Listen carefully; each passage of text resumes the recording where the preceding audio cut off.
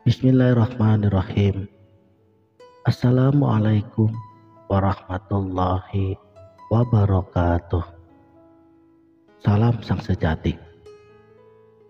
Seorang hamba Allah seharusnya telah mengetahui seyakin-yakinnya bahwa Allah itu esa, zat yang maha agung, berdiri dengan sendirinya dan tidak ada satupun yang menyerupai dirinya.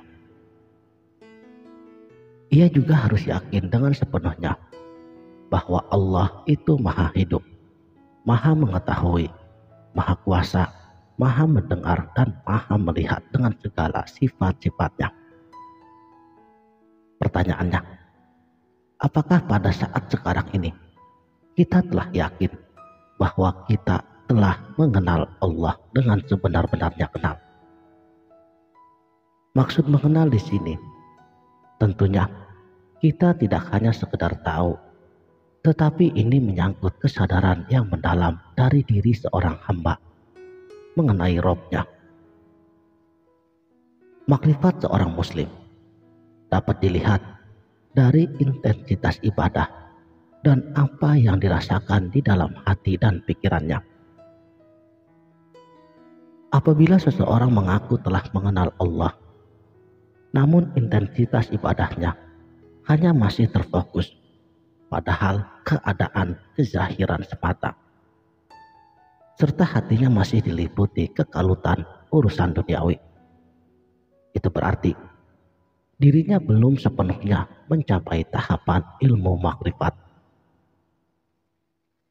Lalu apa saja tanda-tandanya bila seseorang itu sudah mencapai ilmu makrifatullah, atau orang yang sudah mengenal kepada Allah dengan sebenar-benarnya mengenal?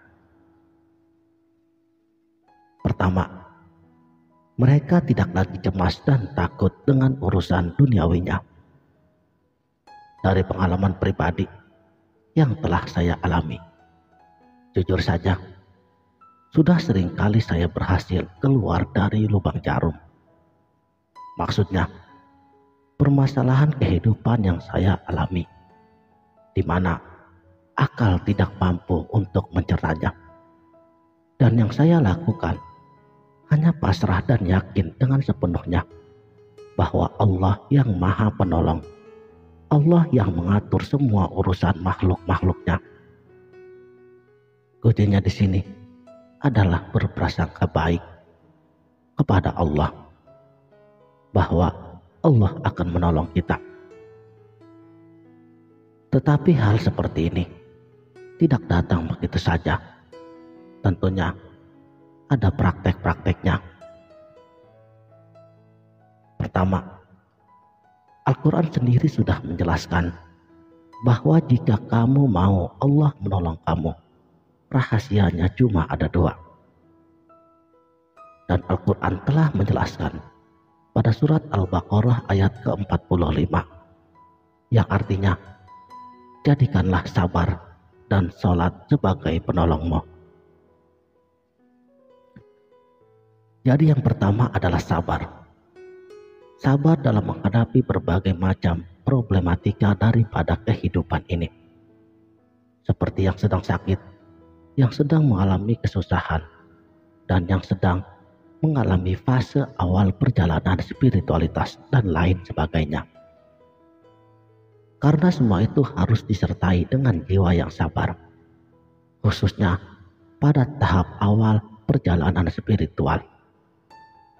Karena biasanya kamu akan mengalami satu titik terendah dalam hidupmu. Tak ada jalan lain. Kamu harus menerima kenyataannya tanpa syarat apapun. Dan ungkapan di sini yang berlaku di dalam ilmu tasawuf. Maju jangan takut berdarah, dan kalau kamu mundur, maka akan hancur. Yang kedua adalah sholat. Sholat yang dimaksud di sini bukan hanya sebatas kepada 5 waktu saja. Makanya kita juga harus memahami bahwa arti daripada sholat yang sebenarnya ialah sebagai media untuk terhubung kepada Allah. Kalau terhubung, artinya kita wajib untuk mengingat Allah dalam setiap keadaan. Jadi sholat adalah ingat kepada Gusti Allah. Dan ibadah sholat yang tanpa disadari mengingat Allah, itu yang disebut sebagai sholat yang lalai. Karena memangnya siapa yang harus kita ingat di dalam sholat kalau bukan Gusti Allah Subhanahu wa Ta'ala. Jika telah paham dengan apa yang saya maksudkan daripada arti sholat yang sebenarnya, barulah layak untuk memasuki kepada mengingat Allah sepanjang waktu, yaitu 24 jam.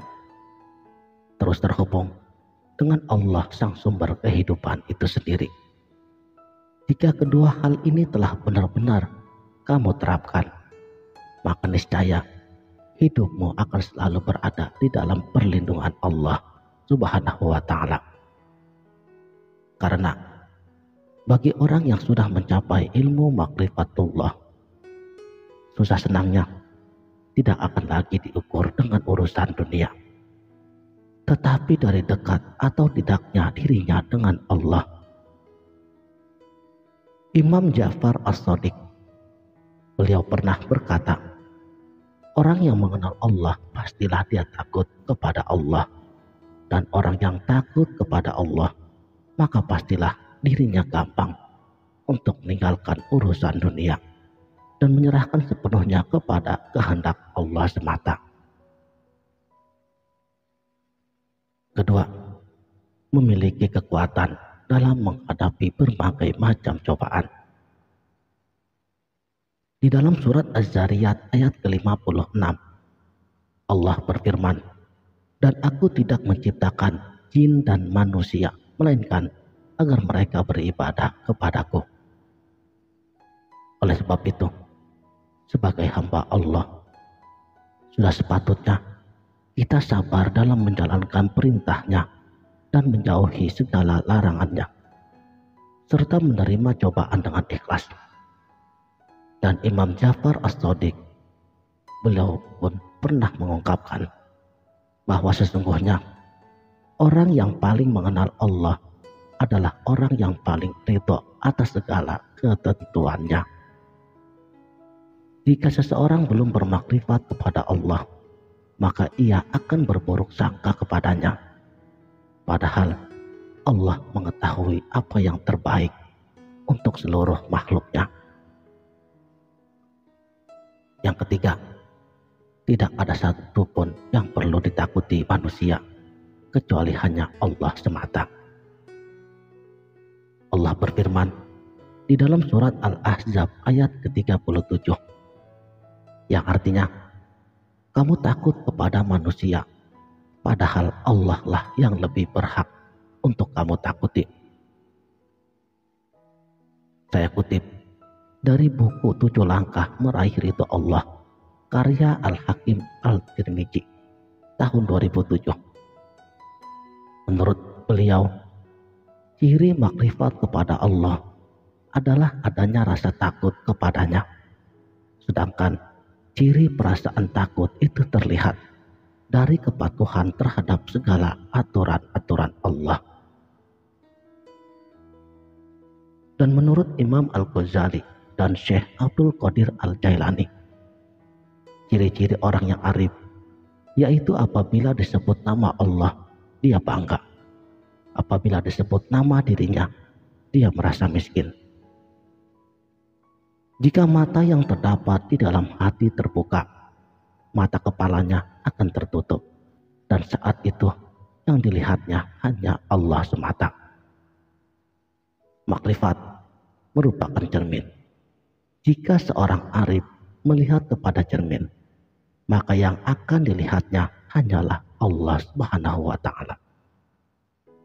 Semua yang dilihat oleh orang arif, baik di waktu tidur maupun di saat terjaga, semuanya hanyalah Allah. La maujudu bihaqqi illallah. Sekianlah. Terima kasih telah menonton. Sampai jumpa di video berikutnya. Wabillahi taufik wal hidayah. Wassalamualaikum warahmatullahi wabarakatuh.